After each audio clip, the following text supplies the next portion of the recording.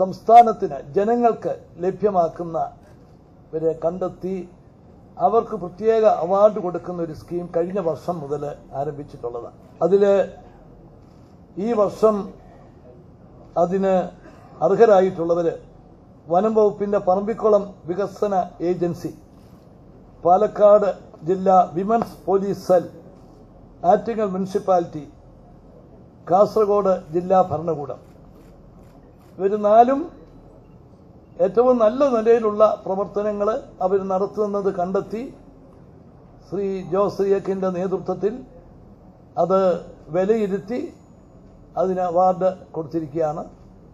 അവര് എല്ലാവരെയും ഞാൻ പ്രത്യേകമായിട്ട് അഭിനന്ദിക്കുകയാണ്. ഗവൺമെന്റും ഗവൺമെന്റിന്റെ ഏജൻസികളും ജനങ്ങൾക്ക് വേണ്ടിയാണ് പ്രവർത്തിക്കുന്നത്. ഏറ്റവും കാര്യക്ഷമതയോടെ യഥാസമയത്ത് എല്ലാം ലഭ്യമാകണം. അപ്പൊ അതിന് ആത്മാർത്ഥമായ ഒരു പരിശ്രമം ഉണ്ടായാൽ മാത്രമേ നടക്കൂ. അപ്പൊ അങ്ങനെയുള്ളവരെ കണ്ടെത്തി അവരെ പ്രോത്സാഹിപ്പിക്കുന്നത്, അത് എല്ലാ ഡിപ്പാർട്ട്മെന്റുകളിലും അതൊരു ചലനം സൃഷ്ടിക്കാൻ, ഒരു പ്രചോദനം ഉണ്ടാക്കാൻ, ഈ അവാർഡിന് വേണ്ടി ഏറ്റവും നല്ല നിലയിലുള്ള പ്രവർത്തനങ്ങൾ നടത്തുന്നവരെ അംഗീകരിക്കും. കേന്ദ്ര ഗവൺമെന്റ് 2 കൊല്ലങ്ങൾക്ക് മുമ്പ് ആവിഷ്കരിച്ച ഒരു സ്കീമാണ് റിസൾട്ട് ഫ്രെയിംവർക്ക് ഡോക്യുമെന്റ്, RFD.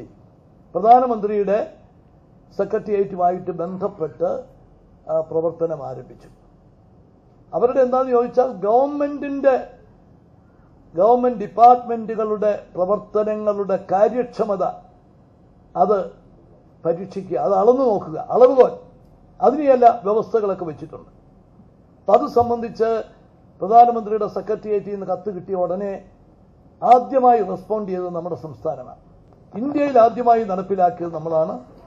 എല്ലാ ഡിപ്പാർട്ട്മെന്റുകളിലും നമുക്ക് അത് കുറെ അധികം മുമ്പോട്ട് പോകാൻ സാധിച്ചു.